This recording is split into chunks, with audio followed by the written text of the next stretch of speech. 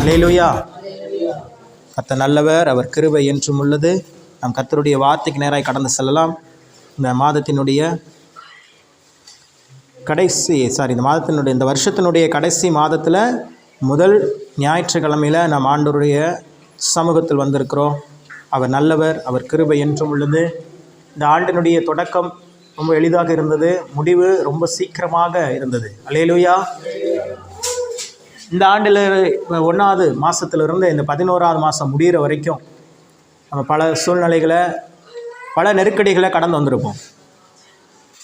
ஒரு சில விஷயங்கள் அது நல்லதாக இருக்கட்டும், கெட்டதாக இருக்கட்டும், இந்த வருஷத்தில் அது நடக்கும் அப்படிங்கிறது நமக்கு தெரியாமலே இருந்திருக்கும். ஜனவரி 1ஆம் தேதி நம்ம தேவ சமூகத்தில் தொடங்கும் பொழுது தேவன் நமக்கு தந்த வாக்குத்தத்தங்களை எல்லாம் வாசித்து அந்த வாக்குத்தத்தங்களை பெற்றுக்கொண்டு சந்தோஷமாக இந்த வருடத்தை நாம் தொடங்கியிருப்போம். நிச்சயமாகவே அந்த வாக்குத்தத்தங்கள் எல்லாம் உயிர் உள்ளது. அல்லேலூயா. அடிக்கடி நான் சொல்லுவேன், வார்த்தை நம்ம என்ன பண்ணும்? வாழ வைக்கும். ஆண்டவர் நம்மளோடு தான் பேசுகிறாரா அப்படிங்கிறதுக்கு என்ன அடையாளம்? நான் பல தடவை சொல்லியிருக்கிறேன். ஆண்டவர் ஒரு வார்த்தை தருவார், ஆனால் அந்த வார்த்தைக்கும் இப்போ நம்ம வாழ்க்கையில் நடந்துட்டு இருக்கிற காரியத்துக்கும் சம்பந்தமே இருக்காது. அதுதான் அப்படி ஒரு சூழல் இருக்குதுன்னா அதுதான் ஆண்டவர் உங்களோட பேசுகிறாருங்கிறதுக்கு அர்த்தம். எக்ஸாம்பிளுக்கு அடிக்கடி நான் சொல்கிறது ஆபிரகாம். விசுவாசத்தை குறித்து பேசும்பொழுது ஆபிரகாம் இல்லாமல் நம்ம பேசவே முடியாது. ஆபிரகாம் ஒரு குழந்தையை பெற்றுக்கொள்ளக்கூடிய தகுதி இல்லாத ஒரு வயதான ஒரு முதிர்ந்த ஒரு மனிதன், அவங்களுடைய மனைவி சாராள், அவர்களும் குழந்தையை பெற்றுக்கொள்வதற்குண்டான எந்த விதமான சூழ்நிலையும் இல்லாத ஒரு தாயார். ஆனால் ஆண்டவருடைய வார்த்தை அவர்களுக்கு என்ன உண்டாகுது? உன் சந்ததி இவ்வளவாய் இருக்கும், வானத்து நட்சத்திரங்களை பாரு, கடற்கரை மணல்களை பாரு, இப்படியா அவன் சந்ததி இருக்கும் ஆண்டவர் சொல்லிகிட்டே இருக்கிறார். இவர் எப்படி யோசிக்கிறாரு? ஆண்டவர் சொல்கிறதுக்குண்டான அறிகுறி அவர் வாழ்க்கையில் இல்லவே இல்லை. ஆபிரகாமினுடைய வாழ்க்கையில் என்ன இல்லை? வார்த்தைக்குண்டான அறிகுறியே இல்லை. அவனை பேசவும் விடாது. அவனை பேசி பழகிட்டிங்கன்னா அவனுக்கு அடி போட்டு, பேசும்போது டப்புன்னு அடி போட்டுன்னா அமைதியாயிருவான். இல்லைன்னா பேசிட்டே இருக்க வேண்டியது தான். ஆராதனை நடக்கும்போது, ப்ரேயர் பண்ணும்போது அவன் எது கேட்டாலும் அவனை ஸ்டாப் பண்ணுறதுக்கு பழக்கணும். அவன் கொடுக்கறதுக்கு பழகிட்டிங்கன்னா அவன் கேட்டுகிட்டே தான் இருப்பான். கர்த்தர் நல்லவர், அவர் கிருபை ஏற்றுக்கொள்ளுது. அல்லேலூயா. அப்போது வார்த்தை பார்த்தீங்கன்னா வித்தியாசமாக இருக்கும். ஆண்டவர் சொல்லுவார், நீ அநேக ஜாதிகளுக்கு கடன் கொடுப்பாய், நீயும் கடன் வாங்காது இருப்பாய் அப்படின்னு இருக்கும். ஆனால் நம்ம தான் வாழ்க்கையில் என்ன பண்ணியிருப்போம்? கடன் சுமையில் சிக்கி தவிச்சிட்டு இருப்போம். ஆனால் வார்த்தை அப்படி சொல்லலை. ஆனால் சூழ்நிலை என்ன பண்ணுது? ஏன் இப்படி நடக்குது அப்படின்னா, ஆண்டவரிடத்திலிருந்து ஒரு வார்த்தை உங்களை நோக்கி வரும்போது அந்த வார்த்தையை நீங்கள் ரிசீவ் பண்ணிக்கணும், பெற்றுக்கொள்ளணும். அதை பெற்றுக்கொண்டுட்டீங்க அப்படின்னா அது ஒரு கரு போல, ஒரு ஸ்திரீயினுடைய கருவில எப்படி ஒரு குழந்தை வளருகிறதோ அது மாதிரி ஆண்டவருடைய வார்த்தை என்பது அந்த அணு நமக்குள்ள வந்த உடனே அது ஒரு கருவாக உருவாகுது. அது வளர்ச்சி அடைகிறது. என்ன ஆகுது? வளர்ச்சி அடைகிறது. வளர்ச்சி அடைந்து ஒரு குறிப்பிட்ட காலகட்டத்துக்கு பிறகு அந்த வார்த்தை நம்ம வாழ்க்கையில் நிறைவேற ஆரம்பிக்கிறது. ஆனால் பிசாசு என்ன பண்ணுறான்? ஸ்டார்டிங்லேயே அந்த கருவை அழிக்க வேண்டும் என்பதற்காக ஆண்டவர் கொடுக்குற வார்த்தை ஒன்றா இருக்கும், நம்ம வாழ்க்கையில் இருக்கிற சூழல் இருக்கும். சமாதானத்தின் தேவன் உங்களோடு இருப்பார் அப்படின்னு வசனம் உங்களுக்கு இருக்கும். என்னுடைய சமாதானத்தையே உங்களுக்கு கொடுக்குறேன்னு ஆண்டவர் வாக்குத்தத்தம் கொடுத்துருப்பாரு. ஆனால் சூழ்நிலை பார்த்தீங்கன்னா சமாதானமே இருக்காது. வாழ்க்கையில், குடும்பத்தில் சமாதானமே இருக்காது. கணவன் மனைவிக்குள்ளே, பிள்ளைகளுக்குள்ளே, பெற்றோருக்குள்ளே, உடன் பிறந்தவர்களுக்குள்ளே சமாதானமே இல்லாத ஒரு மன நிம்மதியற்ற வாழ்க்கையாக இருக்கும். ஆனால் வார்த்தை உண்மை. என்னது? வார்த்தை உண்மை. ஆனால் சூழ்நிலை பொய். இதை நீங்கள் புரிஞ்சுக்கணும். இதை புரிஞ்சுக்கிட்டிங்கன்னா நீங்கள் வாழ்க்கையில் ஜெயிக்க ஆரம்பிச்சிடலாம். நம்ம பார்க்குற இந்த சூழ்நிலை பொய், ஆனால் நமக்கு கொடுக்கப்படுகிற வார்த்தை உண்மை. இந்த சூழ்நிலை என்ன பண்ணிடும்? இமீடியட்டாக மாறிடும். இப்போ பாருங்கள், நல்ல மழை பெஞ்சிட்டு இருக்குது, திடீர்னு மழை நின்றுச்சு, புயல் கடந்துருச்சோடனே என்ன ஆகும்? வெயில் அடிக்க ஆரம்பிச்சிடும். அப்போ இந்த மழை என்பது ஒரு பொய். இப்போ சொல்ல போனால் அப்படி தானே. இப்படி மழை பெஞ்சிட்டே இருக்கிறதுனால காலம் ஃபுல்லாக மழை பெஞ்சிட்டே இருக்குன்னு நம்ம சொல்லிட முடியுமா? முடியாது. மாறிடும். எல்லாமே என்ன பண்ணிடும்? மாறிடும். ஆனால் தேவனுடைய வார்த்தை ஒரு நாளும் மாறாது. அப்போ தேவன் உங்களுக்கு கொடுத்த வாக்குத்தத்தம் மட்டும்தான் உண்மை, மற்றது எல்லாம் பொய் அப்படிங்கிறத நீங்கள் நம்பணும். ஆனால் பிசாசு என்ன சொல்லுவானா, இப்படி ஆண்டவர் உனக்கு வாக்குத்தத்தம் கொடுத்துட்டாரு, ஆனால் உன் வாழ்க்கை இன்னும் மாறலையே, உன் கடன் இன்னும் அடையலையே, உன் பிள்ளைங்க இன்னும் மனம் திரும்பலையே, உன் கணவர் இன்னும் மனம் திரும்பலையே, உன் மனைவி இன்னும் மனம் திரும்பலையே அப்படின்னு நம்மக்கிட்ட நெகட்டிவான தாட்ஸை கொடுத்துட்டே இருப்பான். நீங்கள் ஒரு நாளும் அதற்கு என்ன பண்ணக்கூடாது? செவியை சாய்க்கவே கூடாது. வார்த்தையை கனம் பண்ண ஆரம்பிச்சிட்டிங்கன்னா வார்த்தையை முக்கியத்துவப்படுத்த ஆரம்பிச்சிட்டிங்கன்னா அந்த வார்த்தை உங்களை கனப்படுத்தும், அந்த வார்த்தை உங்களை முக்கியத்துவப்படுத்தும். அல்லேலூயா. அதனால் வார்த்தையை ரொம்ப என்ன சொல்கிறது, தேவ சமூகத்தில் வாஞ்சையோடு அந்த வார்த்தையை பெற்றுக்கொள்ளணும். அந்த வார்த்தை தான் இன்றைக்கி வரைக்கும் ஆபிரகாமினுடைய சந்ததி. அன்னைக்கு சொன்னார், என்னைக்கு 5000 வருஷத்துக்கு முன்னாடி ஆபிரகாமுக்கு கொடுக்கப்பட்ட வாக்குத்தத்தம் தான் உன்னுடைய சந்ததி வானத்தின் நட்சத்திரங்களைப் போல இருக்கும்னு சொல்லி. இன்றைக்கி அந்த வாக்குத்தத்தம் தான் நிறைவேறி இருக்குது. அப்படி தானே? அல்லேலூயா. அவருடைய சரீரமோ அவருடைய பலவீனமோ அந்த கால சூழ்நிலைகளோ எல்லாம் பொய்யா போயிடுச்சு. ஆனால் அவருடைய வார்த்தை நிறைவேறி இருக்கிறது. அந்த வார்த்தையின் அடையாளமாக தான் நீங்கள்லாம் இருக்கிறோம். இப்போ நம்மளாம் யாருடைய சந்ததி? ஆபிரகாமினுடைய சந்ததி தான். நமக்கு அப்பா இருப்பாங்க, தாத்தா இருப்பாங்க, அவங்களுடைய அப்பா, அவங்களுடைய தாத்தா, அப்படியே போயிட்டே இருந்தீங்கன்னா கடைசியாக உங்களுக்கு ஒரு தாத்தா இருப்பார். அவர் யாருன்னா ஆபிரகாம் தான், வேறு யாரும் இல்லை. அல்லேலூயா. ஆபிரகாமினுடைய சந்ததியிலிருந்து நீங்கள் வந்திருக்கிறதுனால தான் நீங்கள் ரட்சிக்கவே பட்டிருக்கிறீங்க. இல்லைனா நீங்கள் ரட்சிக்கப்பட்டிருக்க மாட்டீங்க. நீங்கள் யோசிச்சு பாருங்கள், உங்கள் குடும்பங்களில் உங்கள் சொந்த பந்தத்தில் எத்தனையோ பேர் இருக்கிறாங்க. ஏன் நீங்கள் மட்டும் ரட்சிக்கப்பட்டிருக்கிறீங்க? ஏன்னா உங்களுடைய வித்து வேறு, உங்களுடைய கனெக்ஷன் வேறு. நீங்கள் ஆபிரகாமின் சந்ததி மூலமாக வந்திருக்கிறீங்க. ஆபிரகாமுக்கு ஒரு வாக்குத்தத்தம் கொடுக்கப்பட்டது. அந்த வாக்குத்தத்தத்திற்கு நீங்களும் நானும் பங்காளிகளாக இருக்கிறோம். அவருடைய சொத்துக்கு நீங்கள் நானும் வாரிசாக இருக்கிறோம். அல்லேலூயா. ஆபிரகாமினுடைய சொத்துக்கு வாரிசு யார் தான்? நீங்களும் நானும் தான். அதை முதல்ல புரிஞ்சுக்கிட்டோம்னாவே நம்ம வாழ்க்கையில் பெரிய லெவலில் வந்துடலாம். ஆபிரகாமினுடைய சொத்து மதிப்பு எவ்வளோ இருந்துச்சு தெரியுமா? தெரியாது. ஆபிரகாம் நாட்களில் நம்ம இருந்தோம்னா நமக்கு தெரியும். ஒரே ஒரு வசனம் அதை புரிஞ்சுக்கிற மாதிரி ஒரு வசனம் இருக்குது. என்னென்னா, சீமானா இருந்தான். ஓகே, அவருடைய சொத்து மதிப்பு எவ்வளோ இருந்துச்சு? பூமி. ஏதோ அவன் இருக்கிறது ஒரு குட்டி நாடு, ஒரு சின்ன நாட்டில் இருக்கிறான். அந்த நாட்டில் அவர் ஒரு பெரிய ரிச் மேன். பயங்கர ஆடுகள் மாடுகள், பயங்கர வசதி வாய்ப்புகள், வெள்ளியும் பொண்ணும் கொட்டி கிடக்குது அவன்கிட்ட. அப்போ ஒரு வார்த்தை வேதத்தில் பயன்படுத்தப்படுகிறது. ஆபிரகாமினுடைய ஆஸ்தியை பூமி தாங்கக்கூடாது இருந்ததாம்.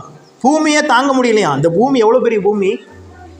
290 நாடுகள் இந்த பூமி. இந்த பூமியே தாங்க முடியாத அளவுக்கு ஒருத்தர் சொத்து வச்சிருக்காருன்னா யாரு? அவர் தான். யாரு? தாத்தா. சொல்லுங்க, அப்படி சொல்லுங்க. அப்படி பேசுனீங்கன்னா தான் உங்களோட அந்த தாத்தாவுடைய சொத்து யாருக்கு தான் வரும்? அவங்க தான் வரும். பார்த்தீங்களா? தாத்தான்னு சொன்னேன்னு புரிஞ்சிருச்சு. முற்பிதா பழப்பிதான்னு சொன்னீங்கன்னா மண்டைக்குள்ளே வராது டக்குன்னு. ஒரு சில விஷயங்கள் நம்ம ஸ்ட்ரைட்டாக சொல்லிட்டோம்னா அப்படியே உள்ளே வந்து. அப்போ தாத்தாவுடைய சொத்து தான் யார்? யார் வாரிசு? நம்ம தான் வாரிசு அந்த சொத்து. ஆனால் ஏன் இன்றைக்கி அந்த சொத்து நம்ம கையில் இல்லை? இப்போ ஒருத்தருடைய ஒரு தாத்தா இருக்கிறாரு, அவங்க பேரங்களுக்கு தான் சொத்து வரப்போகுது. அந்த பேரங்களுக்கு தெரியல ஃபஸ்ட்டு. முதல் அந்த சொத்துக்கள் நம்ம கையில் இல்லாத காரணம் என்ன? இப்போ எங்கள் தாத்தா இருக்கிறாருன்னா, எங்கள் தாத்தாவுக்கு இந்த அழுந்தலைப்பூரில் 5 ஏக்கர் இடம் இருக்குதுங்கிறது எனக்கு தெரிஞ்சால் தான் நான் என்ன பண்ண முடியும்? இல்லைன்னா முடியுமாக்கா? உங்களுக்கு இப்போ உங்கள் இடம் உங்களுக்குன்னு இருக்கிறதுனால தானே நீங்கள் போய் எடுக்க முடியுது. இல்லைன்னா முடியுமா? அப்போ ஃபஸ்ட்டு பாயிண்ட்டே பிசாசு என்ன பண்ணிட்டான்? அதை நம்மளுக்கு தெரியாமலே பண்ணிட்டான். தேவனுடைய பிள்ளையா நீ ஏழையாக தான் இருக்கணும், நீ வறுமையில் தான் இருக்கணும், நீ கடன்காரங்களாக தான் இருக்கணும், காலம் ஃபுல்லாக கையேந்திட்டே தான் இருக்கணும், உன் கை இப்படி தான் இருக்கணும், இப்படி இருக்கவே கூடாது. அதுதான் உனக்கு மேன்மைன்னு சொல்லி பிசாசு என்ன பண்ணிட்டான்? நம்ம மைண்டில் ஏற்றிட்டான். ஆனால் உண்மை அது இல்லை. உண்மை அது இல்லை. நம்ம தான் இந்த பூமியினுடைய ஆசீர்வாதங்களுக்கு சொந்தக்காரர்களே. வசனம் என்ன சொல்லுகிறது? தேவன் பூமியையும் யாருக்கு கொடுத்தாராம்? பூமி சாதாரணமான இல்லை. அந்த பூமியை தோண்ட என்ன தான் வருது கீழே? புதையல். என்ன புதையல் வருது? தங்கம் வருது, வெள்ளி வருது. அப்படியே நீங்கள் மிடில் ஈஸ்ட்டுக்கெலாம் போயிட்டீங்கன்னா தோண்டினா என்ன வருது? நம்ம இங்கே போர் போட்டால் தண்ணி வருது, போருக்குல. அங்கே போட்டால் என்ன வருது? குரூட் ஆயில், தண்ணி, எண்ணெய் வருது, குரூட் ஆயில் வருது. அந்த குரூட் ஆயிலிருந்து தான் என்ன எடுக்கிறாங்க? பெட்ரோலு, டீசலு, நீங்கள் வீட்டில் யூஸ் பண்ணுறீங்களே எல்பிஜி கேஸு, எல்லாமே எங்கேருந்து வருது? குரூட் ஆயிலிருந்து வருது. அப்போ இதெல்லாம் ஆண்டவர் எதுக்குள்ளே தான் வச்சுருக்கிறாரு? இந்த பூமிக்குள்ளே தான் வச்சுருக்கிறார். இந்த பூமிக்குள்ளே தான் வச்சுருக்கிறார். இன்னும் கனிம வளங்கள்லாம் பார்த்தீங்கன்னா வீட்டிலலாம் கிரானைட்ஸ்லாம் ஒட்டுவீங்க, மார்பிள்ஸ்லாம் போடுவாங்க வீட்டு கட்டும் போது. ப்ளூ ஸ்டோன்ஸ், இந்த ஜல்லி சொல்லுவாங்க, ப்ளூ ஸ்டோன்ஸ், நீலக்கல்கள், இது எல்லாமே ஆண்டவர் எங்கே தான் வச்சுருந்துருக்காரு? பூமியில் தான் வச்சுருந்துருக்கிறார். இப்போது நம்முடைய தகப்பன் ஆண்டவர் இதெல்லாம் இந்த பூமியில் வச்சு ஒரு பெட்டி நிறைய பணமும் தங்கமும் வெள்ளியும் வச்சு அந்த பெட்டி யார் கையில் கொடுத்துட்டாரு? உங்கள் கையில் கொடுத்துட்டார். யார் கையில் கொடுத்துட்டாரு? உங்கள் கையில் கொடுத்துட்டார். இப்போ அதை எடுத்து பயன்படுத்த வேண்டியது யாருடைய பொறுப்பு? ஆனால் நம்ம தான் என்ன பண்ணுறோம், அதுக்கும் நமக்கும் சம்மந்தமே இல்லை அப்படிங்கிற அளவுக்கு என்ன பண்ணிகிட்டு இருக்கிறோம். ஒரு வசனம் இருக்குது பைபிளில், ஆசீர்வாதத்தை விரும்பினால் அது உன்னிடத்தில் என்ன பண்ணும், வரும். அதை விரும்பாமல் போனால் ஆசீர்வாதம் வரலன்னா பரவாயில்ல, சாபம் வந்துருமா. சங்கீதத்தில் அந்த வசனம்லாம் இருக்குது. அதெல்லாம் வாசித்தாதான் நம்மளுடைய கண்கள் திறக்கப்படும். அப்போ ஆபிரகாமினுடைய சொத்துக்களுக்கு வாரிசு நீங்களும் நானும் தான். ஆபிரகாமினுடைய சந்ததி தான் நீங்களும் நானும். அவன் தேசங்களுக்கு கடன் கொடுக்குறவங்களா இருந்தான் அப்படின்னா நம்ம எப்படி தான் இருக்கணும், அப்படி தான் வாழணும். அப்போ இது எப்படி பிரதர் எடுத்துக்கிறது? சரி, தெரிஞ்சிருச்சு. ஃபஸ்ட்டு பாயிண்ட் சொன்னேன், அந்த சொத்து நம்மளுதுன்னு தெரியாததுனால நம்ம என்ன பண்ணியிருந்தோம், அதை ஆக்குப்பை பண்ணாமல் இருந்தோம், அதை பெற்றுக்கொள்ளாமல் இருந்தோம். இப்போ ஃபஸ்ட்டு என்ன பண்ணிட்டோம், தெரிஞ்சிருச்சு. ஏன்னா வசனத்தின் அடிப்படையிலிருந்து பார்க்கும் பொழுது அதெல்லாம் யாருக்குரியது தான். இன்னொரு வசனம் இருக்குது, பாவியின் ஆஸ்தியோ யாருக்காக சேர்த்து வைக்கப்படுகிறதா. நீங்கள் நினச்சிட்டு இருக்கிறீங்களா, உங்களை சுற்றி பல பாவிகள் இருப்பாங்க. பாவிகள்னா துன்மார்க்கமாக வாழ்கிறவங்க இருப்பாங்க. மற்றவனை அடித்து பிடுங்கிறது, நிலத்தை அடித்து பிடுங்கிறது, ஏமாத்துறது, இந்த மாதிரி அவன் வாழ்ந்து கோட்டைக்கு மேலே கோட்டை, வீட்டுக்கு மேலே வீடு, நிலத்துக்கு மேலே நிலம், காருக்கு மேலே காருன்னு வாங்கி போட்டு சேர்த்து வச்சுட்டே இருக்கிறான். பார்த்தீங்களா, இதெல்லாம் யாருக்கு அவன் சேர்த்து வச்சுட்டு இருக்கான்னு நினைக்கிறீங்க? நமக்கு தான் அதெல்லாம் வரப்போகுது. அல்லேலூயா, நிஜமாக தான் நமக்கு தான் அது வரப்போகுது. வசனம் சொல்லுகிறது, பாவியின் ஆஸ்தியோ நீதிமானுக்காக சேர்த்து வைக்கப்படுகிறது. நீங்கள் இதெல்லாம் கிளைம் பண்ணணும். என்ன பண்ணணும், கிளைம் பண்ணணும். உங்கள் அக்கௌண்ட்டில் பைசா போட்டாங்க, ஒருத்தவங்க 50,000 ரூபா போட்டாங்க அப்படின்னா நீங்கள் தான் அந்த பேங்குக்குள்ளே போய் என்ன பண்ணணும், செக் எழுதி கொடுக்குமோ இல்லைனா கேஷ் வித்ட்ரா ரிசிப்ட்லேயோ 50,000 பணம் எனக்கு இருக்குது, எனக்கு எடுத்து கொடுங்கன்னு சொன்னால் அவன் என்ன பண்ணிடுவான், பேங்க்காரங்க செக் பண்ணுவாங்க. உங்கள் அக்கௌண்ட்டில் பணம் இருக்குதுன்னா என்ன பண்ணிடுவாங்க, எடுத்து கொடுத்துருவாங்க. இன்றைக்கி நமக்கு எப்படி இருக்குது ஆவிக்குரிய சூழல்னா, உங்கள் பேங்க் அக்கௌண்ட்லாம் பணம்லாம் நிரம்பி இருக்குது, ஆனால் உங்களுக்கு பேங்க் அக்கௌண்ட் இருக்கிறதே உங்களுக்கு தெரியாமல் போயிடுச்சு. அல்லேலூயா, பேங்க் அக்கௌண்ட் தெரிஞ்சால் தானே அதில் இருக்கிற காசு நீங்கள் எடுக்க முடியும். பிசாசு என்ன பண்ணிட்டான்னா, உங்களுக்கு பேங்க் அக்கௌண்ட்டே இல்லைங்கிற மாதிரி நம்பிக்கைகளை நம்ம மனசில் கொடுத்து, தாழ்வு மனப்பான்மையை நம்ம கொடுத்து, ஏதோ நம்முடைய ஆண்டவர் ஏதோ ஒன்றுமே முடியாத ஆண்டவர் போல், அவரே ரொம்ப கஷ்டத்தில் இருக்கிற ஆண்டவர் போல் நினச்சிட்டு இருக்கிறோம். அவர் ராஜாதி ராஜாவாக இருக்கிறார். அல்லேலூயா, ஆமாம், சாதாரணமாக இல்லை. தாவீது அடிக்கடி சொல்லுவேன், சபையை கட்டுறதுக்கு நம்மளாம் காசு கொடுப்போம், நிலத்தை கொடுப்போம், முடிஞ்சால் நம்மளால் என்ன முடிவு செய்வோம். அவன் எவ்வளோ கொடுத்தான் தெரியுமா, 35 லட்சம் டன் தங்கத்தை கொடுத்தானா. 35 லட்சம் டன்னு. ஒரு டன்னுங்கிறது 1000 கிலோ. 35 லட்சம் டன் ஒருத்தன் வச்சுருக்கிறான் தங்கத்தை, அது ஃப்ரீயாக சர்ச்சுக்குன்னு கொடுக்குறான்னா அப்போ அவன் எவ்வளோ வசதி படைத்தவனாக இருந்திருப்பான். கல் மேலே சிமெண்ட் வச்சு நம்ம கட்டடத்தை ஏற்றுவோம், அவன் கல் மேலே தங்கத்தை ஊற்றி உருக்கி அதை சிமெண்ட்டில் அதை மண்ணில் கலந்து என்ன பண்ணியிருக்கிறான், சர்ச்சை கட்டி எழுப்பியிருக்கிறாங்க. இன்றைக்கும் அந்த சபை இஸ்ரேல் நாட்டில் இருக்குது. அல்லேலூயா, நீங்களாம் ஜெபம் பண்ணுங்க. நம்ம சீக்கிரமாக நம்ம என்ன பண்ண போகிறோம், ஒரு தனி விமானத்தில் நம்மளாம் இஸ்ரேல் நாட்டுக்கு போக போகிறோம். அல்லேலூயா, நான் கணக்கு போட்டு வச்சுருக்கிறேன், ஜெபம் பண்ணிகிட்டு இருக்கிறேன். ஆமாம், நடக்கும். நம்ம என்ன யோசிக்கிறோமோ, நம்ம என்ன பேசுகிறோமோ, அது நம்ம வாழ்க்கையில் என்ன நடக்கும், செயலுக்கு வரும். கொஞ்சம் டிலே ஆகும், அவ்வளோதான். ஆனால் கட்டாயம் என்ன பண்ணும், நடக்கும். நான் ஒரு எழுதி வச்சுருக்கிறேன், ஒரு 70 பேர் எழுதி வச்சுருக்கிறேன். யார் யாரெல்லாம் இஸ்ரேல் நாட்டை கூட்டிகிட்டு போகணும், அதுக்கு எவ்வளோ பணம் தேவைப்படுது, எல்லாம் இப்போ எழுதி வச்சு ஜெபம் பண்ணிகிட்ருக்கிறேன். ஏன்னா எனக்கு தெரியும், என்னுடைய அப்பா எப்படிப்பட்டவர் எனக்கு தெரியும். அவருக்கு இது சாதாரணமான ஒரு காரியம். ரொம்பலாம் வரல, ஒரு 70 லட்ச ரூபா வந்துச்சு. எவ்வளோ வந்துச்சு? அக்கா சிரிக்கிறாங்க, என்னடா இது 70 லட்சத்தை என்னமோ 70 ரூபாங்க மாதிரி சொல்கிறாங்க. அப்படி தான் நம்ம நினைக்கணும். ஒரு சைக்காலஜிக்குள்ளே சொல்லித்தரேன், சயின்ஸ் சைக்காலஜிக்குள்ளே சொல்லித்தரேன்.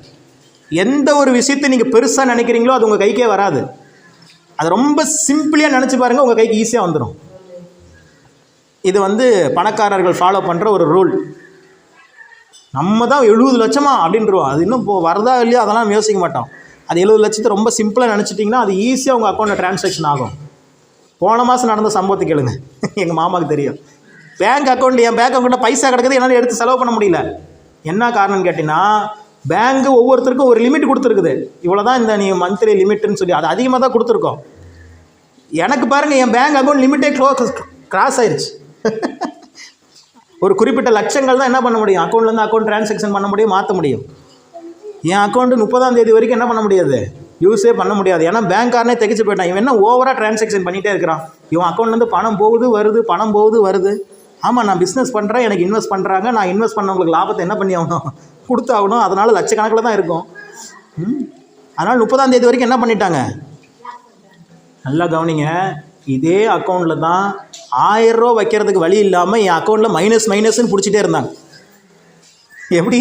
இந்த அக்கௌண்ட்டில் இவன் அக்கௌண்ட்டில் காசே வைக்க மாட்டேங்கிறான், எப்போ பார்த்தாலும் எப்படி தான் இருக்குது, ஜீரோவாக இருக்குது. இதே அக்கௌண்ட்டு தான் இது. இந்த அக்கௌண்ட் எவ்வளோ நாளாக வச்சுருக்கிறேன், நான் படிக்கிற காலத்துலேருந்து வச்சுருக்கிறேன். சேலத்து அக்கௌண்ட்.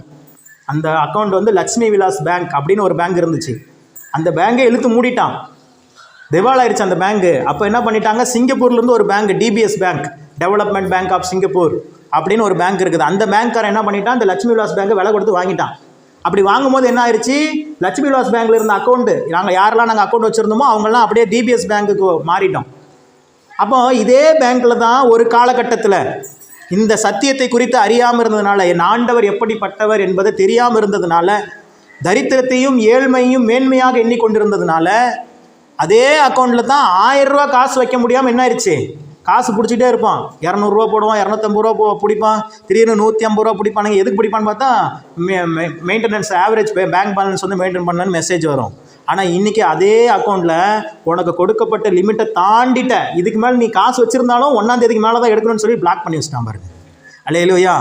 இதுதான் டிரான்ஸ்ஃபர்மேஷன். ஆண்டவரை நீங்கள் சரியாக அறிஞ்சிக்கிட்டீங்கன்னா இப்படி இருந்த நீங்கள் சரக்குன்னு மேலே வந்துடுவீங்க. அல்லேலூயா. ஆமாம். நீங்கள் ஐயோ பேங்க்லேருந்து எனக்கு அடிக்கடி ஃபோன் பண்ணிப்பாங்க, என்ன சார் திடீர்னு உங்கள் அக்கௌண்ட்டில் பணம் வருது அப்படின்பா. எனக்கு தெரிலங்க, திடீர்னு தான் பணம் வருது. திடீர்னு வரும், ஆனால் அது என் பணம் இல்லை, அது அவங்களுக்கு தெரியாது. ஆனால் அவங்கள பொறுத்த வரைக்கும் அது யார் பணம் தான், என் பணம் தான் அப்படின்னு நினைப்பாங்க. ஆனால் எனக்கு வர்றது எல்லாமே இன்வெஸ்டருடைய பணம். அப்புறம் இன்வெஸ்டரோட பணத்தை நான் அக்கௌண்ட்டில் ஆட் பண்ணி அதை ட்ரேடிங் பண்ணி அதை லாபம் எடுத்து அவங்களுக்கு அனுப்புவேன். அப்போ திருப்பி அதே அக்கௌண்ட்டில் தான் பணம் வெளியே போகும். அதை பார்த்துட்டு க்ளோஸ் பண்ணிட்டான். இந்த மாதம் பே அவுட் போடுறவங்களுக்கெல்லாம் நேற்று போட்டிருக்கணும், போடவே இல்லை. நானும் நைட்டு 12 மணி வரைக்கும் உட்காந்து காத்திருந்தேன். ஏன்னா 30ஆம் தேதி தாண்டினா தான் என்ன பண்ண முடியும், அக்கௌண்ட்லேருந்து பண்ண முடியும். சேலத்துக்கு வேறு போயிருந்தேன், அங்கே செலவு பண்ணுறதுக்கு கூட பைசா இல்லை, ஆனால் அக்கௌண்ட்டில் இருக்குது. 1,69,000 ரூபா அக்கௌண்ட்டில் கிடக்குது. பே அவுட் போட்டு வச்சிட்டேன். ஒரு மாதத்துக்கு நான் அவ்வளோ காசு கொடுக்கணும், லாப காசு இருக்குது. ஆனால் என்ன பண்ண முடியல, 1 ரூபா கூட ட்ரான்ஸ்ஃபர் பண்ண முடியல. பெட்ரோல் பங்குக்கு போனால் பெட்ரோல் காருக்கு போட்டாச்சு, காசு கொடுக்குறதுக்கு வழி இல்லை. அப்புறம் எங்கள் மாமாட்ட வாங்கி தான் கொடுத்தேன். அல்லேலூயா. அப்போ இதெல்லாம் யோசித்து பார்க்கும்போது தான் நம்ம எந்த அளவுக்கு தேவனை அறிந்து வைத்திருக்கிறோங்கிறது புரிஞ்சுக்கணும். உங்களுடைய சூழ்நிலையும் அப்படி மாறும். அல்லேலூயா. வார்த்தையை நம்பிட்டீங்க அப்படின்னா உங்களை கீழே விடவே மாட்டேன். பல லட்சங்கள் உங்களுக்கு இனிமேல் மீதி ஆகும். அல்லேலூயா. பல ஆயிரங்கள் இனி உங்கள் அக்கௌண்ட்டில் டிரான்சாக்ஷன் ஆகும். இனி மினிமம் பேலன்ஸ்லாம் இல்லை. இப்போ எனக்கு எப்படி நடந்தது அது மாதிரி தான். உங்கள் அக்கௌண்ட்டை நீங்கள் ஓவராக டிரான்சாக்ஷன் பண்ணிட்டீங்கன்னு சொல்லியே பேங்க்லேருந்து என்ன பண்ணிடுவாங்க, ஸ்டாப் பண்ணிடுவாங்க. அப்படி ஆண்டவர் உங்களை வாச்சுவா. அப்படி உங்களுடைய களஞ்சியங்கள் பூரணமாய் நிரம்பும். ஏன்னா நீங்கள் அதற்கு உரியவர்கள். அந்த சொத்துக்கு வாரிசு யார் தான், நீங்கள் தான். இப்போ நான் தெரிஞ்சுக்கிட்டதுனால என்னுடைய அக்கௌண்ட் என்ன ஆகுது, இப்போது டிரான்சாக்ஷன் ஆகுது. நீங்களும் அதை தெரிஞ்சுக்கிட்டிங்கன்னா உங்கள் அக்கௌண்ட்லேயும் டிரான்சாக்ஷன் ஆகும். அது உங்கள் கரங்களில் வந்து நிற்கும். வசனம் சொல்லுகிறது, நீதிமானுடைய வீட்டில் என்ன இருக்குதான், ஆஸ்தியும். அப்போ நீங்களும் நானும் நீதிமான்களா இல்லையா, அது தெளிவாக இருக்குது. ஆனால் நம்ம வீட்டில் ஏன் ஆஸ்தியும் இல்லை ஐஸ்வர்யம் இல்லை, கொடுத்துட்டாரு, நம்ம எடுக்காமல் இருக்கிறோம். என்ன பண்ணுறதில்ல. என்றைக்கு இயேசு கிறிஸ்து சிலுவையில் நமக்காக மரணித்தாரோ அன்றைக்கே ஒரு டிரான்ஸ்ஃபர்மேஷன் நடந்துருச்சு. என்ன நடந்துச்சு, ரொம்ப சிம்பிளாக சொல்லி கொடுப்பேன். அவர்கிட்ட இருக்கிறதெல்லாம் நம்மகிட்ட வந்துருச்சு, நம்மகிட்ட இருக்கிறதெல்லாம் அவர்கிட்ட போயிடுச்சு. அவர்கிட்ட இருந்தது எல்லாம் சுகம், ஆரோக்கியம், ஐஸ்வர்யம், பரிசுத்தம் எல்லாமே எங்கே இருந்துச்சு, அவர்கிட்ட இருந்தது. அதெல்லாம் யாருக்கு வந்தது, நமக்கு வந்தது. நம்மகிட்ட என்ன இருந்துச்சு, பாவம், பலவீனம், நோய், வியாதி, தரித்திரம், கடன், இதெல்லாம் யாரு, அவர் சுமந்துட்டார். சத்தியத்தையும் அறிவீர்கள், சத்தியம் உங்களை விடுதலையாக்கும். தேவன் இங்கிருக்கிற ஒவ்வொருவரையும் வளமாக செழிப்பாக வாழ வைக்க வேண்டும் என்று விரும்புகிறார். ஆனால் அந்த சத்தியத்தை நீங்கள் ஃபஸ்ட்டு என்ன பண்ணிக்கணும், தெரிந்து கொள்ள வேண்டும், அறிந்து கொள்ள வேண்டும். அந்த சத்தியத்தை அறிஞ்சிட்டிங்கன்னா அந்த சத்தியம் என்ன பண்ணிடும், உங்களை விடுதலையாக்கிறோம். ஒரு காலகட்டத்தில் என்னுடைய கடன் அடைப்பதற்கே எனக்கு வழி தெரியாது. இன்றைக்கி பல பேர் தான். மெர்சி கூட ஒரு சிஸ்டர் வேலை செய்கிறாங்க, அவங்க கூட வீடியோ பார்ப்பாங்கன்னு நினைக்கிறேன், காயத்ரின்னு சொல்லி. மெர்சிக்கு வார்டனாக இருந்தாங்களாம். வார்டன் தானே உனக்கு, வார்டனாக இருந்தாங்க மெர்சி காலேஜில் படிக்கும்போது, மெடிக்கல் காலேஜில், தஞ்சாவூர் மெடிக்கல் காலேஜில் மெர்சி படிக்கும்போது, நர்சிங் படிக்கும்போது அவங்களுக்கு வார்டனாக ஒரு சிஸ்டர் இருந்தாங்க. சின்ன வயசு தான், ஆனால் மெர்சியோட ஒரு வயசு அதிகம், அவ்வளோதான். ஆனால் அவங்க பார்த்திங்கன்னா கவர்மெண்ட் ஸ்டாஃப், 55,000 ரூபா சேலரி வாங்குறாங்க. அவங்க மெர்சி ஒர்க் பண்ணுற அதே ஹாஸ்பிட்டலில் அஃபிஷியலாக ஒர்க் பண்ணுறாங்க, ஆஃபீஸில் ஒர்க் பண்ணுறவங்க, ரெக்கார்ட் மெயின்டைன் பண்ணுறவங்க. அவங்க என்கிட்ட மெர்சி மூலமாக ஒரு ஆலோசனை, ஒரு லோன் வருது, அது வாங்கலாமா வேணாமா, உங்கள் கேட்டு ஜெபம் பண்ணி சொல்லு மெர்சின்னு சொல்லி கேட்கும்போது மெர்சி என்கிட்ட சொல்லும் போது நான் அப்புறம் அவங்களுக்கு ப்ரேயர் பண்ணிவிட்டு அப்புறம் அவங்கள நேரில் பார்த்து சந்தித்து அவங்க கேட்டால் அவங்க லைஃப்லேயும் இதே தான், வருமானம் இருக்குது, ஆனால் கடன் 15 லட்ச ரூபா இருக்குது. வயசு பொண்ணு தான், என்ன மேரேஜ் கூட ஆகலை, ஆனால் கடன் என்ன ஆயிடுச்சு, 15 லட்ச ரூபா கடன் இருக்குது. மாதம் 55,000 சம்பளம் வாங்குறாங்க, வாங்கி கடனுக்கு வட்டி தான் கட்டுறாங்க. ஒரு வழி இல்லை, என்ன பண்ணுறேன்னே தெரில பாஸ்டர் அப்படின்னாங்க. ஆலோசனை கொடுத்தேன், இப்படி பண்ணுறீங்களா, இப்படி ஒரு லோடு வருதா, அதை அப்படியே இப்படி பண்ணுங்க, இப்படி பண்ணிங்கன்னா இதிலிருந்து ஒரு வருமானம் வரும் பார்த்தீங்களா, அதை வச்சு என்ன பண்ணிடுங்க, கடன் அடைச்சிருங்க அப்படின்னு சொன்னேன். நேற்று தான் அவங்களுக்கு முதல் பேஅவுட் போட்டு விட்டேன். அவங்க எவ்வளோ தெரியுமா இன்வெஸ்ட் பண்ண, லட்சத்தில் இன்வெஸ்ட் பண்ணாங்க என்கிட்ட. அல்லேலூயா. நிறைய பேருக்கு அதுதான் ஆசீர்வாதம் இருக்குது, அதை எப்படி பயன்படுத்துறதுன்னு தெரியாமல் கொண்டு போய் நம்ம என்ன பண்ணிட்டு இருக்கிறோம், வட்டிக்காரனுக்கு கொடுத்து அவனை பெரிய ஆளாக்கிட்டு இருக்கிறோம். ஆனால் தேவன் அந்த ஞானத்தை கொடுத்துட்டார். நான் அதான் சொல்ல வந்தேன், எனக்கே என் கடனை அடைக்கிறதுக்கு வழி தெரியாமல் இருந்துச்சு ஒரு காலகட்டத்தில். ஆனால் இந்த சத்தியத்தை அறிந்த பிறகு, இதில் இருக்கிற அந்த ஐஸ்வர்யத்தை குறித்த ஞானத்தை நான் பெற்றுக்கொண்ட பிறகு, இன்னைக்கு பல பேருடைய அந்த நெருக்கடியில் ஒரு சின்ன உதவி நான் செய்வதற்கு ஆண்டவர் உதவி செஞ்சுருக்கிறார். அல்லேலூயா.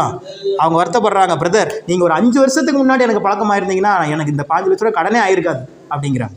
சரி, அதாவது அப்பப்போ தான் அமையணும்னு இருந்தால் அப்பப்போ தான் அமையும். இப்போ ரொம்ப சந்தோஷமாக இருக்கிறாங்க. ஏன்னா இப்போ அவங்க மாதம் வட்டி கட்ட வேண்டியதே இல்லை, அவங்க வாங்கின லோனுக்கு மேலே அவங்களுக்கு வருமானம் வருது. அதை வச்சு என்ன ஆகுது, அவங்க லோனையும் அடைச்சிடுறாங்க, இருக்கிற அந்த 15 லட்ச ரூபா கடனையும் ஒரு பகுதி அடைச்சிக்கிட்டே வராங்க. இப்படி தேவனை நீங்கள் சரியாக அறிந்து கொண்டால் அவர் உங்களை விடுவிக்க ஆரம்பிச்சிருவார். நீங்கள் கஷ்டப்பட வேண்டியதே இல்லை, ரொம்பலாம் நெருக்கடிப்பட வேண்டியதே இல்லை. நம்ம தான் போட்டு தலையை உருட்டிக்கிட்டு ஐயோங்கிறோம். அவர் முன்னாடி போய் நின்றுட்டிங்கன்னா அவருக்கு அது சாதாரணமான விஷயம், அவ்வளோதான். யெகோவா ஈரே அப்படின்னா கர்த்தருடைய பர்வதத்தில் எல்லாம் பார்த்து கொள்ளப்படும். இந்த வருஷத்தில் நீங்கள் இந்த கடைசி மாதத்தில் ஒரு தீர்மானத்தோட புதிய ஆண்டை கடந்து செல்லணும். இந்த மாதம் ஃபுல்லாக பார்த்தீங்கன்னா எல்லா சர்ச்சிலையும் என்ன பேசுவாங்க அப்படின்னா, அடுத்து நீங்கள் என்ன செய்யணும் அப்படிங்கிறத குறித்து தான் பேசுவாங்க. நானும் அதே தான் சொல்கிறேன். என்னுடைய ஒரே ஒரு நோக்கம், இங்கே இருக்கிற ஒவ்வொருவரும் பொருளாதாரத்தில் விடுதலை பெற்றவர்களாக இருக்க வேண்டும். அல்லேலூயா, அல்லேலூயா. பொருளாதாரத்தில் விடுதலை வேணுமா வேணாமா? வேணும். பொருளாதாரம் இருந்தால் தான் என்ன பண்ண முடியும், யோசிச்சு பாருங்கள். நான் இந்த அக்காட்ட சொன்னேன் வந்தோனியும், தேவன் மட்டும் இந்த நேரத்தில் எனக்கு கார் தரலாம் அப்படின்னா இன்றைக்கி ப்ரேயர் நீங்கள் நடந்திருக்குமா? அரியலூர்லேருந்து இத்தனை பேரை கூட்டிகிட்டு 2 வீலரில் நான் வந்திருக்க முடியுமா? முடியாது. தேவனுக்கு தெரியும் ஒரு ஃபெங்கன்னு ஒரு புயல் வரப்போகுது டிசம்பர் மாதம் 1ஆம் தேதி, அன்னைக்கு சர்ச்சு நடக்காமல் தடுக்கக்கூடாது, அதுக்கு முன்னாடியே என் பிள்ளைக்கு காரை கொடுத்துணுன்னு சொல்லி கோயம்புத்தூரில் இருக்கிற ஒரு அண்ணன்ட்ட பேசி ஒரு காரை வாங்கி கொடுத்துட்டாரு பாருங்க. இன்றைக்கி காரில் வந்துட்டு இருக்கோம், அதான் யோசிச்சே வந்தேன். இன்றைக்கி மட்டும் கார் இல்லை அப்படின்னா இன்றைக்கி சர்ச்சே நடந்திருக்காது. என்ன தான் செய்கிறது, ஏதாவது வழி இருக்குதா? ஒரு வழி இல்லை. நீங்களாம் இப்போ நம்பிக்கையோடு வந்திருக்கிறீங்க தான், அவங்களாம் அப்பா அம்மாலாம் கள்ளக்குடியிலேருந்து வந்திருக்கிறாங்க, இன்றைக்கி சர்ச்சை நடக்குங்கிற நம்பிக்கையில் தானே வந்திருக்கிறாங்க. இன்றைக்கி நான் வரலைன்னா அவங்களுக்கு எவ்வளோ பெரிய ஏமாற்றமாக இருந்திருக்கும். அதனால் இதெல்லாம் நமக்கு தெரியாது, ஆனால் அவர் பார்த்துட்டே இருக்கிறார். இங்கே இருக்கிற ஒருவரையும் வெறுமையாக தேவன் அனுப்ப போகிறதே இல்லை. உங்களுடைய களஞ்சியங்கள் பூரணமாக நிரம்பும். இன்றைக்கி எழுதி வச்சுக்கோங்க, நெக்ஸ்ட்டு டிசம்பர் 2025 டிசம்பர் 1ஆம் தேதி திரும்பி நீங்களும் நானும் சந்திப்போம். அன்னைக்கு உங்களுடைய பொருளாதாரத்தில் ஒரு பெரிய மாற்றம் நடந்திருக்கும். அல்லேலூயா. குறைஞ்சது ஒரு 5 லட்ச ரூபா கடனாவது குறைஞ்சிருக்கும் உங்களுக்கு. அப்படி ப்ரேயர் பண்ணணும், ஸ்ட்ராங்காக ஆண்டவர்கிட்ட கேட்கணும். என்ன பண்ணோம், கணக்கு போட்டு கேளுங்க. உங்கள் அப்பா யார், அது உங்கள் அப்பா. உங்கள் அப்பாட்ட யார்ட்ட கணக்கு போட்டு கேட்பீங்க, கேட்கணும். அதுதான் பிள்ளையுடைய உரிமை. கூச்சமே படாதீங்க. நீங்கள் கேட்குறது யார்கிட்ட தான்? நீங்கள் இங்கே இருக்கிற ஒவ்வொருவரும் ஆசீர்வாதமாக இருப்பதை தேவன் விரும்புகிறார். ஆனால் என்ன, ஆசீர்வாதம் வந்த பிறகு கடவுளை விட்டு விலகிடக்கூடாது, அதில் மட்டும் ரொம்ப ஸ்ட்ராங்காக இருக்கணும். இன்றைக்கே சபைகளில் ஆசீர்வாதத்தை குறித்து பேச மாட்டேங்கிறாங்கன்னா அதுக்கு இதுவும் ஒரு காரணம். என்ற ஒரு பாஸ்டர் சொன்னார், ஆசீர்வாதத்தை குறித்து நம்ம பேசிட்டோம் அப்படின்னா அவங்க ஆசீர்வாதத்தை பெற்றுக்கொள்வாங்க, பெற்றுக்கொண்ட பிறகு சர்ச்சுக்கு வர மாட்டாங்க பாஸ்டர் அப்படிங்கிறாங்க. அட பாவி, சர்ச் பெற்றுக்கொண்ட பிறகு என்ன பண்ணுவாங்களாம், வாடகை வீட்டில் இருக்கிறவங்க சொந்த வீடு வாங்கிடுவாங்க, கார் இல்லாதவங்க கார் வாங்கிடுவாங்க, கடன் இருக்கிறவங்க வெளியே வந்துடுவாங்க. ஆனால் இதெல்லாம் வந்த பிறகு என்ன பண்ணிடுவாங்க, சினிமா தியேட்டருக்கு போயிடுவாங்க. அப்படி மட்டும் ஒரு நாள் என்ன பண்ணிடக்கூடாது. உங்களுடைய ஆசீர்வாதத்தினுடைய ஊற்று இந்த வார்த்தை தான், அதை மட்டும் நீங்கள் பிடிச்சிக்கணும். அல்லேலூயா. ஒரு டிரான்ஸ்ஃபர்மேஷன் நடக்கும். இன்றைக்கி பாருங்க, வாசிங்க ஏசாயாவின் புத்தகம் 60ஆவது அதிகாரம் 20ஆவது வசனத்தை தான் ஆண்டவர் இந்த நாளில் உங்கள்கிட்ட சொல்லும்படி சொன்னது. அந்த வசனத்தை நான் சொல்லி நான் முடிக்க போகிறேன். ஏசாயாவின் புத்தகம் 60ஆம் அதிகாரம் 20ஆவது வசனத்தை வாசிக்கலாம். உன் சூரியன் இனி அஸ்தமிப்பது இல்லை, உன் சந்திரன் மறைவதும் இல்லை, கர்த்தரே உனக்கு நித்திய வெளிச்சமாய் இருப்பார். உன் துக்க நாட்கள் முடிந்து போகும். நான் ஆண்டவரிடத்துல, ஆண்டவரே இது கடைசி மாதம், இந்த வருஷத்தினுடைய கடைசி மாதம், இந்த மாதத்தில் என்ன வாக்குத்தத்தங்களை தர போகிறீங்க, என் மகள் என்னுடைய சபை மக்களுக்கு நான் பேச வேண்டிய வார்த்தை என்ன அப்படின்னு ஆண்டவர்கிட்ட கேட்கும்போது ஆண்டவர் வெளிப்படுத்தின வார்த்தை இதுதான். நீ போய் சொல்லு, அவர்களுடைய துக்க நாட்கள் எல்லாம் முடிந்து போக போகிறது. அல்லேலூயா. இந்த 2024ஆம் ஆண்டை நீங்கள் முடிக்கும் பொழுது உங்கள் வாழ்க்கையிலே காணப்பட்ட துக்கங்கள் முடிந்து போகிறதை உங்கள் கண்கள் காணும். உங்களை பாடாய்படுத்தி கொண்டிருந்த பிரச்சனைகள், அது எதுவாக இருந்தாலும் அது பிசாசு தான். ஃபஸ்ட்டு நீ எல்லாம் புரிஞ்சுக்கோங்க. உங்களை வாதிக்கிற காரியம் எதுவாக இருந்தாலும் அது சத்துருவுடையது. வசனம் சொல்லுகிறது, பிசாசுக்கு எதிர்த்து நில்லுங்கள், அப்பொழுது அவன் உங்களை விட்டு ஓடி போவான். பேசணும். நீங்கள் வாயை திறந்து என்ன பண்ணணும்? பேசு.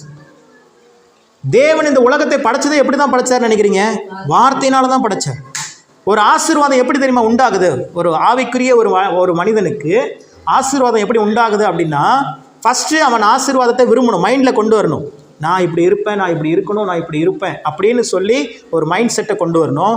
அதுக்கப்புறம் அதை பேச வேண்டும். என்ன பண்ணணும்? பேசணும். இது ரெண்டும் ஆக்டிவேட் பண்ணிட்டீங்க அப்படின்னா உங்கள் ஆவியின் மண்டலங்களில் அது வெளிப்பட ஆரம்பிச்சிடும். நிறைய பேருக்கு தெரியும், சபையில் வந்தவங்களுக்குலாம் தெரியும். சீக்கிரமாக கார் வாங்குவோம் சொல்லிகிட்டே இருந்தனாக்கா, கார் வாங்குறதுக்கு வசதியெலாம் எனக்கு இல்லை. உண்மையாக எனக்கு எப்படி இருக்கும்னு கேட்டிங்கன்னா, வருமானம் லட்சக்கணக்கில் வரும், அந்த லட்சக்கணக்கில் போயிடும். வரும் போவோம், வரவு செலவு தான். வரவு அது மாமாவே கேட்பார் அடிக்கடி, இவ்வளோ பிஸ்னஸ் பண்ணுறீங்க, எதாவது கிடைக்குமா? கிடைக்கும். ஆனால் கிடைச்சதுக்கு மேலே என்ன பண்ணிடும்? 50,000 ரூபா வருதுன்னா 50,000 ரூபாய்க்கு ஒரு செலவு ரெடியாக இருக்குன்னு வச்சிங்களேன். ஆமாம், அப்படி தான். நமக்கு தான் ஒரே தாய்மாமனாக வேறு போச்சு. பிள்ளைகளுக்கு நீ எல்லாமே நம்ம தான் செய்ய வேண்டியதாக இருக்குது. இப்போ ரீசெண்டாக எங்கள் அக்காவுடைய பொண்ணு வேறு வயசுக்கு வந்துச்சு, அதுக்கு வேறு போயிருந்தோம். தங்கச்சியை அழைக்கணும், தீபாவளிக்கு அழைக்கணும்னா அதுக்கு யார் தான் வேணும்? அண்ணன் தான், எங்கள் அம்மா, எல்லாமே சதா தான். எல்லாம் மேலக்கிறவன் பார்த்துக்குவான்னா எவ்வளோ தான் சார் பார்த்துக்கிறது? அப்படி தான் நான் நினச்சிட்டு இருந்தேன். ஆனால் ஆண்டவர் என்ன தெரியுமா எனக்கு கற்றுக் கொடுத்தாரு? உன்னையை பார்க்க சொன்னாங்கன்னா நீ என்னையை பாரு, நான் உனக்கு கொடுக்குறேன், நீ கொடு. இப்போ எங்கள் வீட்டில் ஆச்சரியப்படுறாங்க, என்னடா நீ காசு கேட்டால் கொடுத்துட்டே இருக்கிற அப்படிங்கிறாங்க. ரொம்பலாம் கொடுக்க மாட்டேன். முன்ன என்கிட்ட 100 ரூபா வாங்குறதே கஷ்டம், ஓடி வந்துடுவேன் கேட்டாங்கன்னா.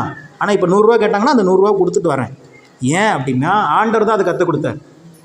என்ன சொன்னார்னா, நீ எதையுமே ஈஸியாக விட்டினா அது திருப்பி உன் கையில் வந்துடும்.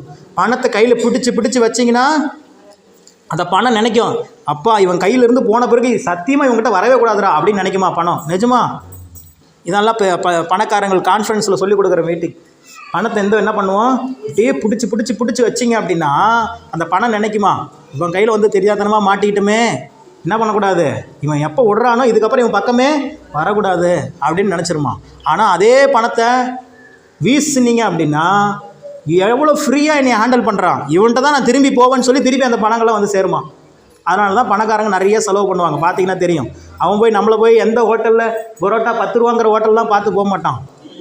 அவன் எங்கே குவாலிட்டியாக இருக்குதுன்னு பார்த்துட்டு போவான். ரேட் அவனுக்கு பெரிய விஷயமே இல்லை. சாப்பிட்டா வயிற்றுக்கு ஒத்துக்கணும், உடம்புக்கு எந்த பிரச்சனையும் வரக்கூடாது.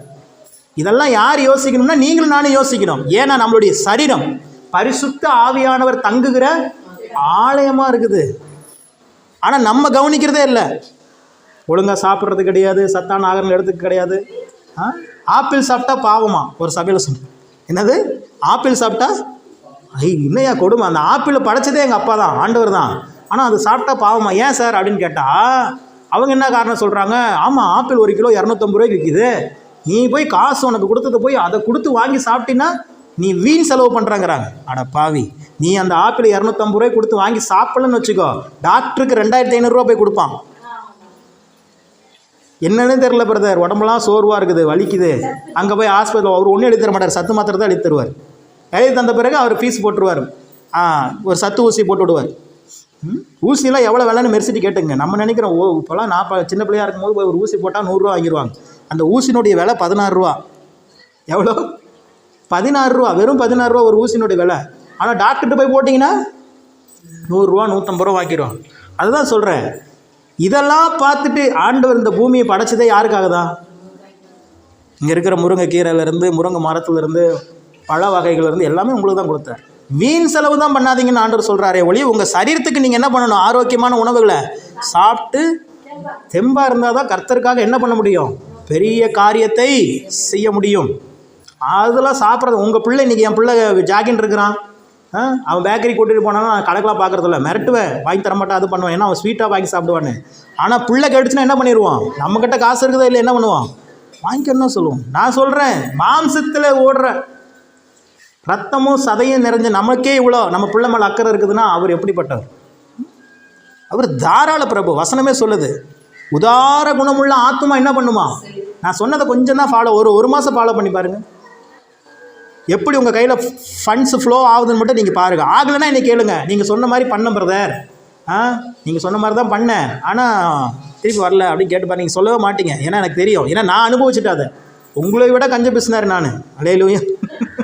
என்னை மாதிரி ஒரு கஞ்சர் நீங்கள் பார்க்கவே முடியாது. டீ குடிக்க எங்கள் மாமா வண்டி நிப்பாட்ட சொல்லுவார், இருமாமா வீட்டுக்கு போய் குடிச்சிக்கலாம் அப்படிம்பு.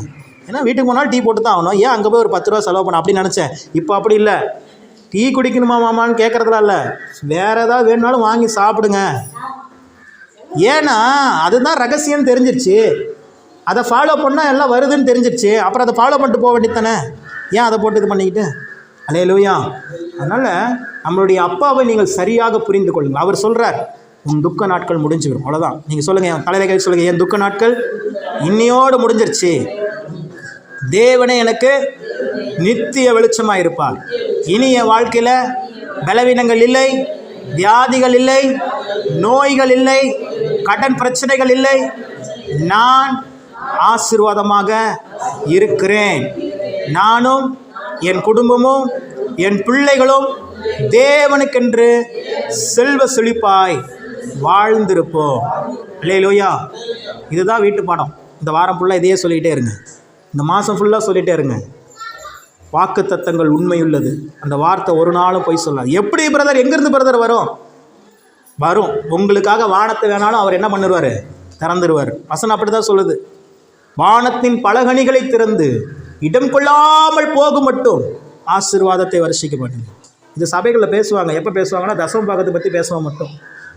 நான் ஒரு நாள் நம்ம சர்ச்சில் தசம பாகத்தை பற்றி பேசுகிறதே இல்லை. ஏன்னா நீங்கள் தான் வந்தால் கொடுத்துருவீங்களே. அல்லேலூயா. அதாவது ஆடு இருக்குதுன்னா வச்சுங்க, ஆடை கூட்டிகிட்டு போய் நல்ல பசும்புல்லில் மேய்ச்சா ஆடை விட்டுருங்க, மாடு எடுத்துக்கங்க. நல்ல பசும்புல்லாக இருக்குது, அங்கே போய் நல்ல மேய்ச்சலை காட்டிட்டு வந்து அப்புறம் சாயங்காலமாகவும் காலையில் பால் கறந்தால் பால் என்ன பண்ணும், வருமா வராதா? வரும். நீ ஆடையை மேய்க்கிறதே இல்லை, மாடையும் மேய்க்கிறதே இல்லை, அப்புறம் போய் மடியை பிடிச்சிருத்தா அங்கே எங்கே பால் வருமா, ரத்தம் தான் வரும். அல்லேலூயா.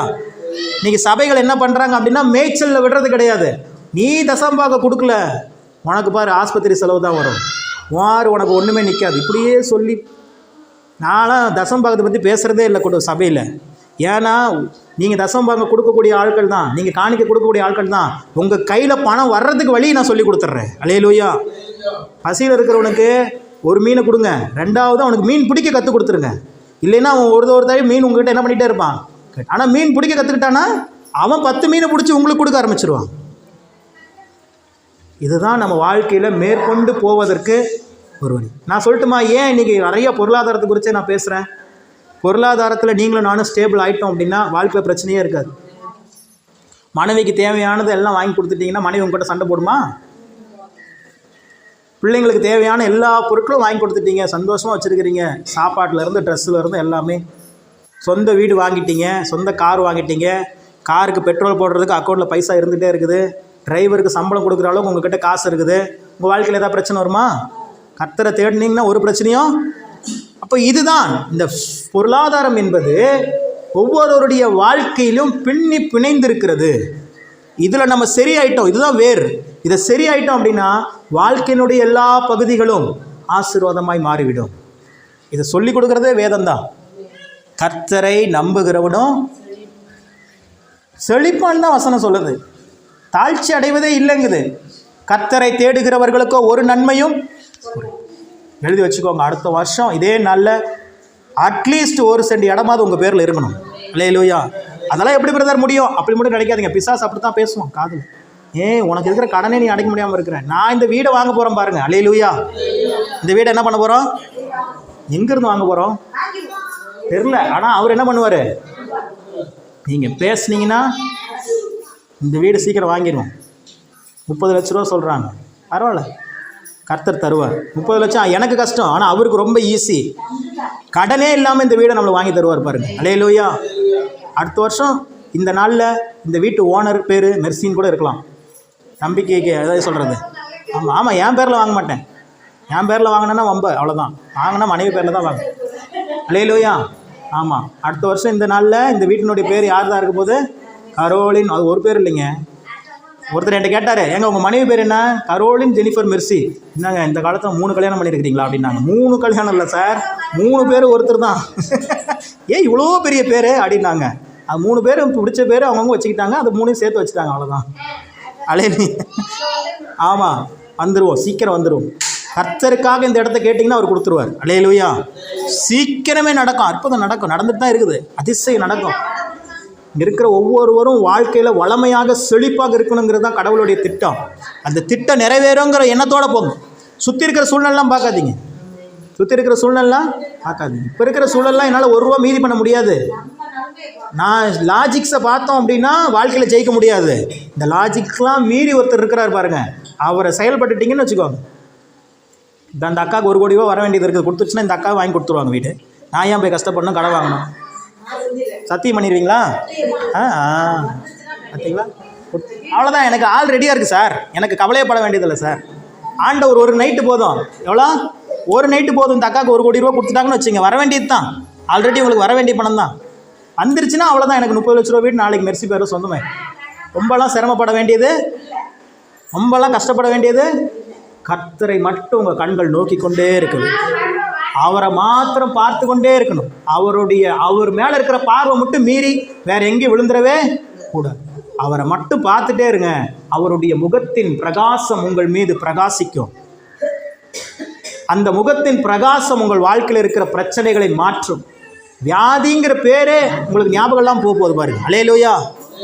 பலவீனம்னா என்னன்னு கேட்க போறீங்க, வியாதினா என்னன்னு கேட்க போறீங்க, சோர்வுனா என்ன பிரதர் அது எப்படி இருக்கும்னு நீங்கள் கேட்க போறீங்க. அப்படி உங்கள் சரீரமே முழுசாக டிரான்ஸ்ஃபார்மாக மாறப்போகுது. உங்கள் சரீரம் வாழ வயது குமாரனை போல, அந்த பலனை போல ஆண்டவர் தரப்போகிறார். நான் சொல்கிறது எல்லாமே பைபிளில் இருக்கிற வசனம்.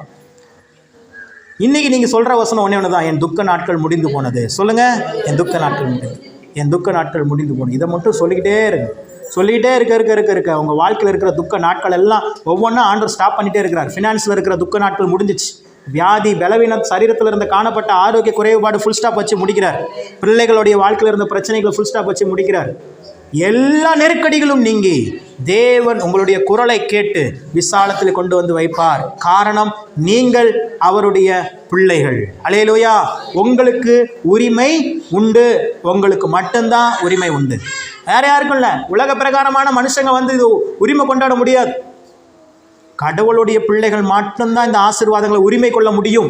நீங்களும் நானும் தான் அதற்கு சுதந்திரவாளிகளாக இருக்கிறோம். ஆண்டவர் சொல்றார், என்னை கேளும், அப்பொழுது ஜாதிகளை உனக்கு சுதந்திரமாகவும் பூமியின் எல்லைகளை உனக்கு சொந்தமாகவும்.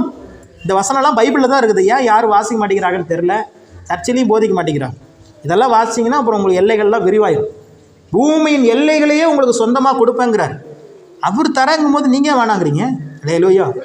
கொடுத்துட்டார், பாதன் கொடுத்துருவார் சீக்கிரம். இப்படி பேச ஆரம்பிச்சிட்டிங்கன்னா உங்கள் வாழ்க்கையில் எல்லாமே ஈர்க்கப்படும். இது ஒரு சயின்ஸ்.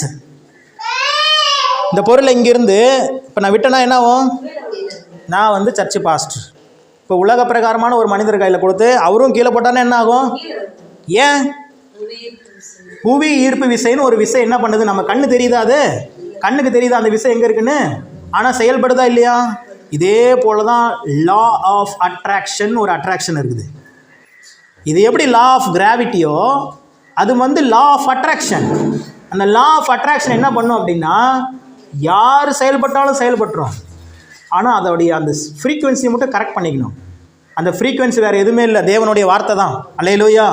இதில் கரெக்டாக நீங்கள் மெர்ஜ் ஆகிட்டீங்க அப்படின்னா, இது என்னுடையது, இது எனக்குத்தான், இதை சத்துரு பறித்து கொள்ள முடியாது அப்படின்னு வச்சிட்டிங்கன்னா சத்துரு இனிமேல் தெரியும், அவன் புரிஞ்சுக்குவான். ஓகே, இவங்க சத்தியத்தை தெரியாமல் இருந்தாங்க, அதனால் இவ்வளோ நாள் இவங்களுக்கு பலவீனத்தை கொடுத்துட்டு இருந்தேன், இவங்களுக்கு வியாதியை கொடுத்துட்டு இருந்தேன், இவங்களுக்கு கடன் பிரச்சனையை கொடுத்துட்டு இருந்தேன், நெருக்கடிகளை மன உளைச்சலை கொடுத்துட்டு இருந்தேன். இவங்க இப்போ என்ன பண்ணிட்டாங்க?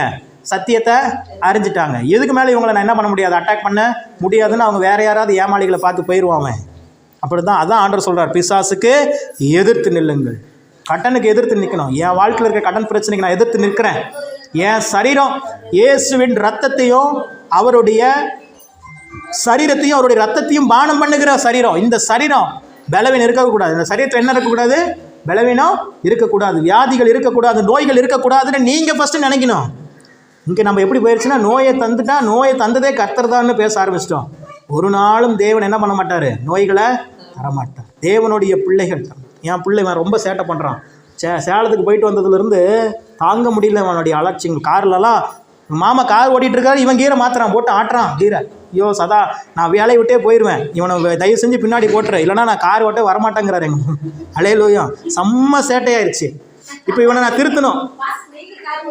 இல்லை பாஸ், எனக்கு ஓட்ட தெரியாது பாஸ். கவனிங்க, கார் நான் இது வரைக்கும் 5-6 கார் வச்சுருக்கிறேன், ஒரு காரும் நான் ஓட்டினதில்லை. எல்லாமே எங்கள் மாமா தான் ஓட்டியிருக்கிறேன். ஆனால் நான் வச்சுருந்த எல்லா காரும் ஓட்டின ஒரே ஆள் அவர் தான். இன்னோவா, டிசைரு, நான் இப்போ வச்சுருக்கிற 800, இப்போ வரப்போகிற வெர்சா எல்லாமே அவர் தான். ஏன்னா அவருக்கு மட்டும்தான் ஓட்ட தெரியும், அதனால். அலையலூயா. ஆமாம், மற்ற டிரைவர்னால் 800 ரூபா காசு கொடுக்கணும்ல. ஆனால் கொஞ்சம் புத்தி அது இருக்குது, எனக்கு என்ன போக மாட்டேங்குது. அலையலூயா. ஆமாம். இவன் ரொம்ப சேட்டை பண்ணுறான் சார். இப்போ இவனை சரிப்படுத்தணுங்கிறதுக்காக இவனை நான் முட்டி போட வச்சு, இல்லை கையை நீட்ட வச்சு பெரம்பல் அடிக்க முடியுமா? முடியுமா சார்? முடியுமா? ஏன், அது யார்?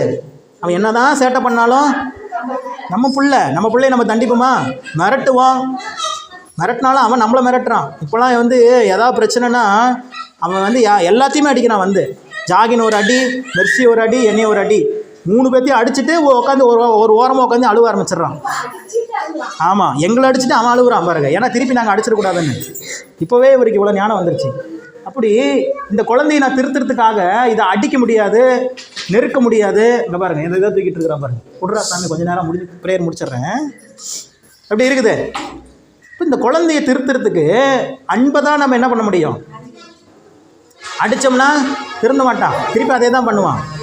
இப்போ நான் சொல்கிறேன், சாதாரண தாயும் தகப்பனுமா இருக்கிற நம்மளே நம்ம குழந்தையை திருத்துறதுக்கு அடிக்க மாட்டேங்கிறோம், கண்டிக்க மாட்டேங்கிறோம். அது அறியா குழந்தை, அது அப்படி தான் பண்ணோம். நம்ம தான் என்ன பண்ணோம்? அதை அன்பு காட்டி சரிப்படுத்தணுங்கும் போது தேவன் மட்டும் எப்படிங்க நீங்களும் நானும் சரியாகணுங்கிறதுக்காக வியாதியும் நோயும் தருவார்? யோசிச்சிங்களா? அவர் என்ன அவ்வளோ கடினமான கடவுளா? அவரை போல் அன்புள்ள கடவுள் நீங்கள் எங்கேயுமே பார்க்க முடியாது. அன்பின் என்னும் கயிறுகளால் நம்மை கட்டி இழுக்கிறாராம். அவர் கட்டி இழுக்கிற கயிறு கூட எப்படி தான் இருக்குதான்? அன்பின் கயிறாக தான் இருக்குது. அல்லேலூயா. கடவுளை நீங்கள் சரியாக புரிந்து கொண்டால் இந்த வாழ்க்கையை நீங்கள் சரியாக புரிந்து கொள்ளலாம். நானும் லேட்டாக தான் புரிஞ்சுக்கிட்டேன்.